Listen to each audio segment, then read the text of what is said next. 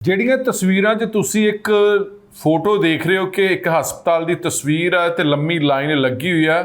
ਉਸ ਤਸਵੀਰ 'ਚ ਧਿਆਨ ਨਾਲ ਦੇਖੋ, ਜਿਨ੍ਹਾਂ ਨੇ ਅਸਮਾਨੀ ਰੰਗ ਦਾ ਕੁੜਤਾ, ਚਿੱਟਾ ਪਜਾਮਾ ਤੇ ਗਲ ਦੇ ਵਿੱਚ ਪਰਨਾ ਪਾਇਆ ਹੋਇਆ, ਇਹ ਮਰੀਜ਼ ਨਹੀਂ ਆ, ਬਲਕਿ ਸਿਹਤ ਵਿਭਾਗ ਦਾ ਸਕੱਤਰ ਆ, IAS ਅਧਿਕਾਰੀ ਆ।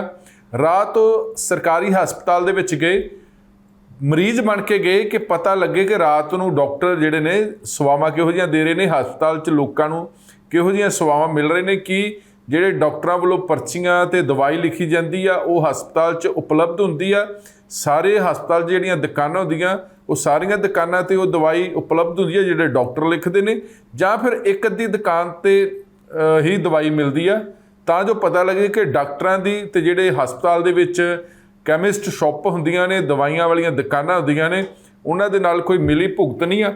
ਤੇ ਪਰਦਾ ਫਾਸ਼ ਹੋ ਗਿਆ ਕਿ ਜਿਹੜੇ ਡਾਕਟਰ ਦਵਾਈ ਲਿਖਦੇ ਨੇ ਉਹ ਇੱਕ ਅੱਧੀ ਦੁਕਾਨ ਤੋਂ ਮਿਲੂਗੀ। ਹਸਪਤਾਲ ਦੇ ਵਿੱਚ ਜੇ 4-5 ਦੁਕਾਨਾਂ ਹੋਣਗੀਆਂ ਤੇ ਉੱਥੇ ਸਾਰੀਆਂ ਦੁਕਾਨਾਂ 'ਤੇ ਦਵਾਈ ਨਹੀਂ ਮਿਲਦੀ। ਤੇ ਜਦੋਂ ਮਰੀਜ਼ ਬਣ ਕੇ ਸਿਹਤ ਵਿਭਾਗ ਦੇ ਇੱਕ IAS ਅਧਿਕਾਰੀ ਪਹੁੰਚੇ ਤੇ ਪਰਦਾ ਫਾਸ਼ ਹੋ ਗਿਆ। ਦਵਾਈ ਵੀ ਡਾਕਟਰ ਮਹਿੰਗੀ ਲਿਖਦੇ ਨੇ, ਕਿਉਂਕਿ ਜਿੰਨੀ ਦਵਾਈ ਮਹਿੰਗੀ ਲਿਖੋਗੇ ਲਾਜ਼ਮੀ ਤੌਰ 'ਤੇ ਉਨੀ ਕਮਿਸ਼ਨ ਵੀ ਮੋਟੀ ਹੋਊਗੀ। ਹੁਣ ਸਿਹਤ ਵਿਭਾਗ ਦੇ ਇਸ IAS ਅਧਿਕਾਰੀ ਜਿਨ੍ਹਾਂ ਦਾ ਰੈਂਕ ਸਕੱਤਰ ਆ, ਉਹਨਾਂ ਨੇ ਸਿਹਤ ਵਿਭਾਗ ਦੇ ਡਾਇਰੈਕਟਰ ਕੋਲੋਂ ਰਿਪੋਰਟ ਮੰਗ ਲਈ ਆ ਕਿ ਪੂਰੀ ਪੜਤਾਲ ਕਰਕੇ ਇਹ ਰਿਪੋਰਟ ਦਿੱਤੀ ਜਾਵੇ, ਤਾਂ ਜੋ ਜਿਹੜੇ ਜ਼ਿੰਮੇਵਾਰ ਲੋਕ ਨੇ ਉਹਨਾਂ ਦੇ ਖਿਲਾਫ ਐਕਸ਼ਨ ਲਿਆ ਜਾਵੇ। ਗੱਲ ਚੰਡੀਗੜ੍ਹ ਦੀ ਆ, ਸੈਕਟਰ 16 ਦੇ ਹਸਪਤਾਲ ਦੀ। ਰਾਤ ਦੇ 10 ਵਜੇ ਦੇ ਕਰੀਬ ਚੰਡੀਗੜ੍ਹ ਸਿਹਤ ਵਿਭਾਗ ਦੇ ਸਕੱਤਰ ਜਸ਼ਪਾਲ ਗਰਗ ਸਾਹਿਬ ਪਹੁੰਚੇ, ਮਰੀਜ਼ ਬਣ ਕੇ ਕੁੜਤਾ ਪਜਾਮਾ ਪਾ ਕੇ ਗਏ, ਇੱਕ ਮਰੀਜ਼ ਦੀ ਤਰ੍ਹਾਂ ਬਣ ਕੇ ਗਏ, ਬੜੇ ਸਿੰਪਲ ਜੇ ਬਣ ਕੇ ਗਏ ਕਿ ਜਿਵੇਂ ਉਹ ਕਾਫੀ ਦੁਖਦਾਰੇ ਹੋਣ, ਤੇ ਇਸ ਕਰਕੇ ਉਹ ਬੜੇ ਮਾਤੜ ਜੇ ਬਣ ਕੇ ਗਏ। ਅਸਮਾਨੀ ਰੰਗ ਦਾ ਕੁੜਤਾ, ਚਿੱਟਾ ਪਜਾਮਾ ਤੇ ਗਲ 'ਚ ਉਹਨਾਂ ਨੇ ਪਰਨਾ ਪਾ ਲਿਆ ਹੈਗਾ, ਤਾਂ ਜੋ ਕਿਸੇ ਨੂੰ ਸ਼ੱਕ ਨਾ ਹੋਵੇ। ਤੇ ਨਾਲ ਇੱਕ ਆਪਣਾ OSD ਲੈ ਗਏ, ਲਾਈਨ 'ਚ ਲੱਗੇ, ਫਿਰ ਪਰਚੀ ਕਟਵਾਈ, ਫਿਰ ਡਾਕਟਰ ਨੂੰ ਮਿਲੇ। ਜਸ਼ਪਾਲ ਗਰਗ ਸਾਹਿਬ ਬਾਰੇ ਤੁਹਾਨੂੰ ਦੱਸ ਦਈਏ ਕਿ ਇਹ ਜਸ਼ਪਾਲ ਗਰਗ ਸਾਹਿਬ ਉਹੀ ਨੇ ਜਦੋਂ ਇਹਨਾਂ ਦੇ ਡਿਪਾਰਟਮੈਂਟ ਦੇ ਵਿੱਚ ਕੋਈ ਬਜ਼ੁਰਗ ਆਏ ਸੀ ਕੰਮ ਕਾਜ ਵਾਸਤੇ, ਉਹਨਾਂ ਨੂੰ ਹਾਰਟ ਅਟੈਕ ਹੋ ਗਿਆ ਸੀ, ਦਿਲ ਦਾ ਦੌਰਾ ਪੈ ਗਿਆ ਸੀ। ਫਿਰ ਇਹਨਾਂ ਨੇ ਉਸੇ ਵੇਲੇ ਉਹਨਾਂ ਨੂੰ ਜਿਹੜੀ ਤਕਨੀਕ ਹਰ ਇੱਕ ਨੂੰ ਆਉਣੀ ਚਾਹੀਦੀ ਆ, ਉਸ ਤਕਨੀਕ ਦੇ ਨਾਲ ਉਸ ਬਜ਼ੁਰਗ ਦੀ ਜ਼ਿੰਦਗੀ ਬਚਾਈ, ਤੇ ਫਿਰ ਇਹਨਾਂ ਨੂੰ ਸਟੇਟ ਪੱਧਰ ਦਾ ਅਵਾਰਡ ਵੀ ਮਿਲਿਆ ਸੀ। ਹੁਣ ਜਸ਼ਪਾਲ ਗਰਗ ਸਾਹਿਬ ਸੈਕਟਰ 16 ਦੇ ਹਸਪਤਾਲ ਜਾਂਦੇ ਨੇ ਔਰ ਡਾਕਟਰ ਨੂੰ ਮਿਲਦੇ ਨੇ ਕਿ ਉਹਨਾਂ ਦੇ ਪੇਟ ਦਰਦ ਹੋ ਰਹੀ ਆ ਤੇ ਉਹ ਦਵਾਈ ਦਿੱਤੀ ਜਾਵੇ।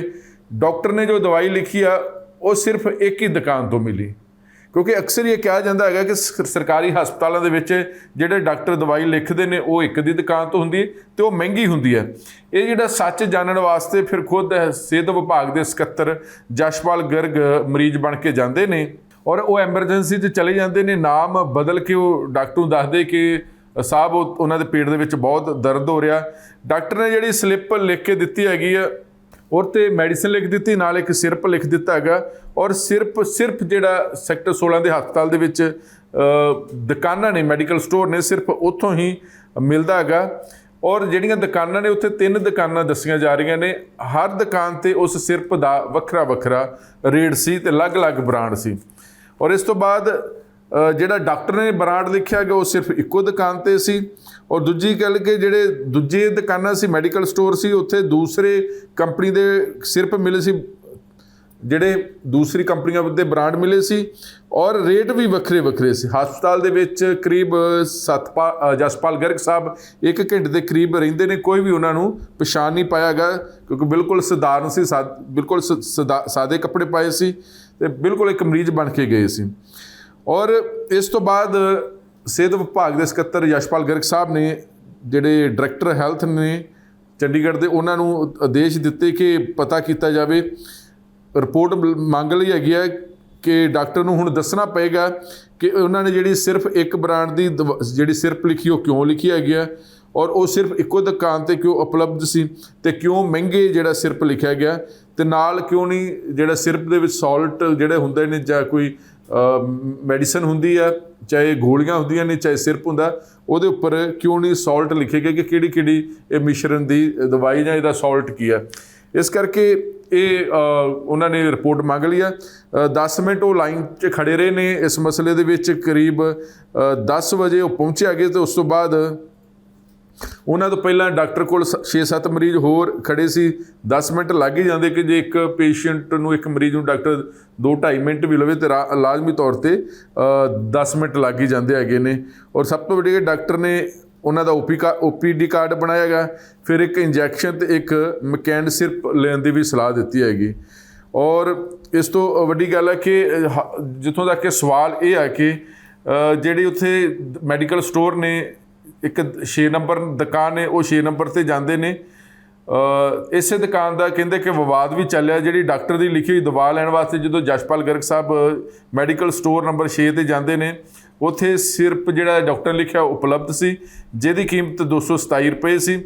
ਇਸ ਦਾ ਉਹਨਾਂ ਨੇ ਬਿੱਲ ਵੀ ਲਿਆ। ਔਰ ਹਸਪਤਾਲ ਦੀ ਜਿਸ ਦੁਕਾਨ ਤੋਂ ਇਸ ਦੁਕਾਨ 'ਤੇ ਵਿਵਾਦ ਚੱਲਿਆ ਸੀ, ਜੋ ਪਿਛਲੇ 29 ਸਾਲ ਤੋਂ ਇੱਥੇ ਇਕਲੌਤੀ ਜਿਹੜੀ ਮੈਡੀਕਲ ਸਟੋਰ ਆ, ਤੇ ਉਸੇ ਮੈਡੀਕਲ ਸਟੋਰ ਤੋਂ ਹੀ ਦਵਾਈ ਲੈਣ ਵਾਸਤੇ ਡਾਕਟਰ ਨੇ ਪਰਚੀ ਲਿਖੀ ਸੀ। ਔਰ ਜਦ ਕਿ ਜਿਹੜੀਆਂ ਦੂਜੀਆਂ ਦੁਕਾਨਾਂ ਉੱਤੇ ਇਹ ਮੈਡੀਸਨ ਨਹੀਂ ਸੀ। ਫਿਰ ਉਹ ਸ਼ੋ ਨੰਬਰ 7 'ਤੇ ਜਾਂਦੇ ਨੇ। ਜਿਹੜੀ ਡਾਕਟਰ ਨੇ ਦਵਾਈ ਲਿਖੀ ਆ, ਜਿੱਥੇ 6 ਨੰਬਰ ਦੁਕਾਨ 'ਤੇ 227 ਰੁਪਏ ਰੇਟ ਸੀ, 7 ਨੰਬਰ ਦੁਕਾਨ 'ਤੇ 135 ਰੁਪਏ ਸੀ। ਇਹ ਵੀ ਜਸ਼ਪਾਲ ਗਰਗ ਸਾਹਿਬ ਨੇ ਖਰੀਦੀ ਔਰ ਇਹਦਾ ਵੀ ਬਿੱਲ ਲੈ ਲਿਆ। ਫਿਰ ਉਹ 9 ਨੰਬਰ ਦੁਕਾਨ 'ਤੇ ਜਾਂਦੇ ਮੈਡੀਕਲ ਸਟੋਰ 'ਤੇ। ਦੁਕਾਨਦਾਰ ਜਿਹੜਾ ਉੱਥੇ ਜਾਂਦੇ ਜਦੋਂ ਜਸ਼ਪਾਲ ਗਰਗ ਸਾਹਿਬ, ਤੇ ਡਾਕਟਰ ਦੀ ਜਿਹੜੀ ਲਿਖੀ ਹੋਈ ਦਵਾਈ ਨਹੀਂ ਮਿਲਦੀ। ਦੁਕਾਨਦਾਰ ਨੇ ਕਿਹਾ ਕਿ ਇਹਦੇ ਵਿੱਚ ਸਾਲਟ ਨਹੀਂ ਲਿਖਿਆ ਤੇ ਨਾ ਹੀ ਜਿਸ ਬ੍ਰਾਂਡ ਦਾ ਡਾਕਟਰ ਨੇ ਨਾਮ ਲਿਖਿਆ, ਤੇ ਉਹ ਵੀ ਕੁਝ ਸਪੈਸੀਫਿਕ ਦੁਕਾਨਾਂ 'ਤੇ ਇਹ ਮਿਲੂਗਾ, ਕੁਝ ਖਾਸ ਦੁਕਾਨਾਂ 'ਤੇ ਮਿਲੂਗਾ। ਦੂਜਾ ਜਿਹੜਾ ਸਿਰਪ ਉਹਨੇ ਮੈਡੀਕਲ ਸਟੋਰ ਵਾਲੇ ਨੇ ਦਿੱਤਾ, ਜਿਹਦੀ ਕੀਮਤ 100 ਰੁਪਏ ਸੀ। ਔਰ ਨਾਲ ਹੀ ਉਹਨੇ ਕਿਹਾ ਕਿ ਡਾਕਟਰ ਨੂੰ ਦਿਖਾ ਲਓ ਜੇ ਉਹਦੇ ਸੇਮ ਸਾਲਟ ਹੈਗੇ ਨੇ। ਅਗਰ ਉਹ ਮਨਾ ਕਰਦੇ ਨੇ ਤਾਂ ਸਿਰਪ ਜਿਹੜਾ ਵਾਪਸ ਕਰ ਦਿੰਦੇ ਮੈਡੀਕਲ ਸਟੋਰ ਵਾਲੇ ਨੇ ਕਿਹਾ ਹੈਗਾ। ਔਰ ਫਿਰ ਇੱਥੋਂ ਦਾ ਕਿਹਾ ਕਿ ਇਸ ਬਿੱਲ ਦੁਕਾਨਦਾਰ ਨੇ ਖੁਦ ਨਹੀਂ ਦਿੱਤਾ, ਮੰਗਣ 'ਤੇ ਬਿੱਲ ਦਿੱਤਾ ਗਿਆ ਜਿਹਦੀ 102 ਰੁਪਏ ਲੈ ਗਿਆ। ਸਵਾਲ ਇਹ ਕਿ ਜਸ਼ਪਾਲ ਗਰਗ ਜਿਹੜੇ ਸਿਹਤ ਵਿਭਾਗ ਦੇ ਸਕੱਤਰ ਨੇ ਖੁਦ ਮਰੀਜ਼ ਬਣ ਕੇ ਗਏ, ਪਰਦਾ ਫਾਸ਼ ਕੀਤਾ।